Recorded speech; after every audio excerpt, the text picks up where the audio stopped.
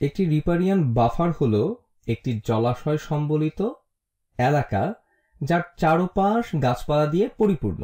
বাফারটি পানির স্রোতকে তার নিকটতম এলাকার কার্যক্রম থেকে নিরাপত্তা দেয়।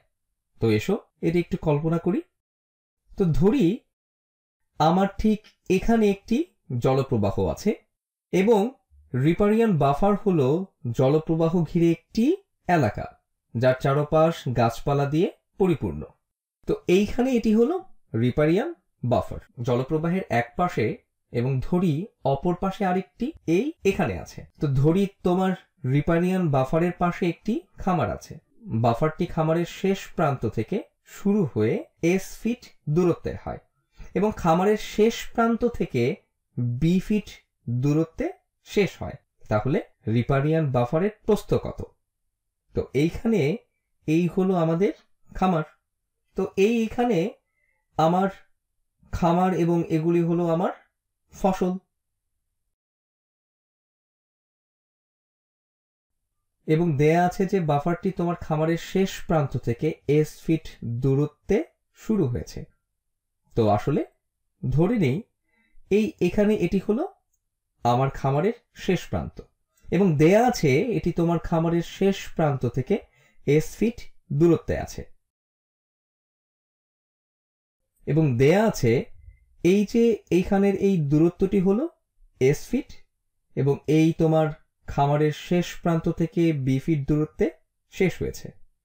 তো দেয়া আছে যে রিপারিয়ান বাফারের এইখান থেকে শুরু হয়ে এই পর্যন্ত দূরত্ব হলো B ফিট। রিপারিয়ান বাফারের প্রস্থ কত? আমি যেভাবে রিপারিয়ান বাফারের শুরু এবং শেষ নির্ধারণ করলাম সেই ক্ষেত্রে দেখা যাচ্ছে এটি হবে B বিয়োগ S। দেখা যাচ্ছে এটি হবে B বিয়োগ S, যা হলো এইখানের এই দূরত্বটুকু। তো এটি হলো B বিয়োগ S। আমি এটা অন্যভাবেও চিন্তা করতে পারতাম। আমি বলতে পারতাম যে দেখো বাফারটি এখান থেকে শুরু হয়, বাফারটি এই পাশ থেকে শুরু হয় এবং এটি হবে S, এবং আমি বলতে পারতাম তাহলে এটি হবে B। আমরা আসলে সত্যিই জানি না যে বাফারের শুরু এবং শেষটি কোথায়, এবং এইখানের এই অংশের জন্য আমরা বলবো যে পার্থক্যটি হলো, অথবা রিপারিয়ান বাফারের প্রস্থ হলো S বিয়োগ B। কিন্তু আমরা একটা উপায়ে নিশ্চিত করতে পারি যে আমরা উভয়ভাবে একটি ধনাত্মক উত্তর পাবো, কারণ আমরা চাই আমাদের দূরত্বটি ধনাত্মক হোক। তো এসো এগুলোর পরম মান নেই। তো B বিয়োগ S এর পরম মান ঠিক এখানে এই পরিস্থিতিতেও S বিয়োগ B এর পরম মানের সমান উত্তর দিবে। এটি শুধু এই দুটি রাশির পরম মানের পার্থক্য বের করবে এবং কোনটি বড় সেটা নিয়ে আর ভাবতে হবে না। তো আমি এটি একেবারে বুঝিয়ে বলি। B বিয়োগ S এর পরম মান হলো S বিয়োগ B এর পরম মানের সমান, এবং আমি এখন যে কোনো একটি উত্তর হিসেবে নিতে পারবো। এসো আরেকটি করি। ডক্টর হুয়েন একজন PhD ডিগ্রিধারী ভিন গ্রহের প্রাণী, যিনি সময় ভ্রমণ বা টাইম ট্রাভেল করতে পারেন। 1999 সালে ডক্টর হুয়েন নিউ ইয়র্কে কেন্দ্রীয় পার্কে বসেছিলেন এবং হটডগ খাচ্ছিলেন। তারপর তিনি মনে করতে পারলেন যে তিনি তার মাথার টুপি হারিয়ে ফেলেছেন। তার টুপিটি খুঁজে আনার জন্য তাকে T বছর ভ্রমণ করতে হবে, যেখানে T হলো ঋণাত্মক, কারণ এটি পেছনের সময়কে প্রকাশ করছে।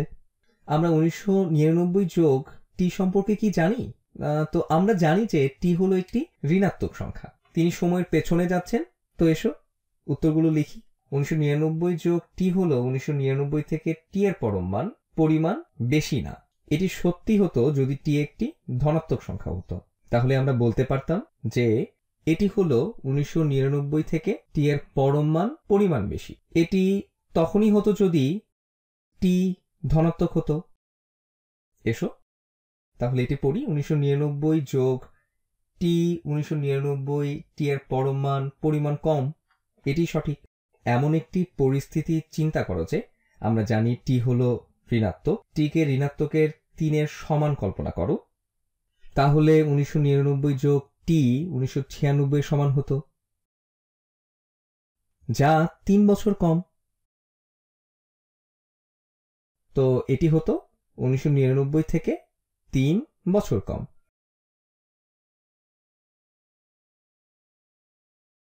এবং ঠিক এইখানে 3 অথবা আমরা লিখতে পারি যে 1996 হলো 3 বছর কম বলার চাইতে এটি হলো 99 থেকে ঋণাত্মক 3-এর পরম মান পরিমাণ কম।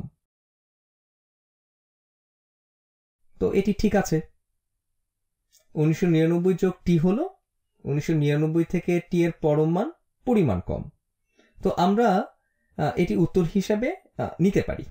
তো এসো আরেকটি করি। তুমি একটি যন্ত্র ব্যবহার করে খুঁটি বসানোর জন্য গর্ত খুঁড়ছো। গর্তটির তলদেশে ভূমির সাপেক্ষে ঋণাত্মক 2.3 অবস্থানে আছে। তো এসো ভূমিটি আঁকি। তো এইখানে এই হলো ভূমি।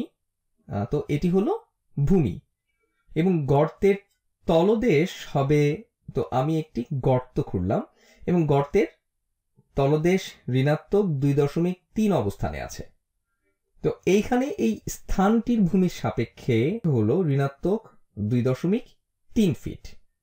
খুঁটির দৈর্ঘ্য হলো 4.7 ফিট।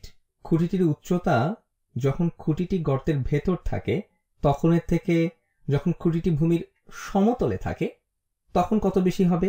তো যখন একটি ভূমির সমতলে আছে তখন তো ধরি এটি হলো একটি খুঁটি। তো যখন খুঁটিটি ভূমিতে থাকে তখন তার উচ্চতা হলো 4.7 ফিট। 4.7 হলো এইখানের এই দূরত্বটি। তো যদি আমি এটিকে পরিষ্কার করে বোঝাই, তো এইখানে এটি হলো ঋণাত্মক 2.3, এইখানে এটি হলো 4.7। এই এতটুকু উঁচু যখন এটি ভূমির সমতলে থাকে, তাহলে খুঁটিটি যখন ভূমির সমতলে থাকে তখন এর উচ্চতা খুঁটিটি যখন গর্তের ভেতরে থাকে তখন থেকে কত বেশি? তো তুমি যখন খুঁটিটিকে গর্তের মধ্যে রাখো এটি গর্তের নিচে 2.3 ফিট গভীরে যাবে। তো এটি 2.3 ফিট নিচে যাবে। তুমি এই উচ্চতাটি বের করতে পারবে, কিন্তু আমাদের ভূমির উপরের এই উচ্চতা বের করতে বলা হয়নি। আমাদের বের করতে বলা হয়েছে খুঁটিটি যখন গর্তের ভেতরে থাকে তখন খুঁটিটির উপরিভাগ কতটি নিচে নামে। তো এটি পরিষ্কার যে এইখানে এই দূরত্বটি হলো 2.3 ফিট। এটি 2.3 ফিট যাবে যখন তুমি খুঁটিটিকে গর্তের মধ্যে রাখবে। তো যখন খুঁটিটি গর্তের মধ্যে থাকে না তখন এটি আগের থেকে কত বেশি উচ্চতায় থাকে? এটি ভূমিতে থাকার সময় 2.3 ফিট বেশি উঁচুতে থাকে।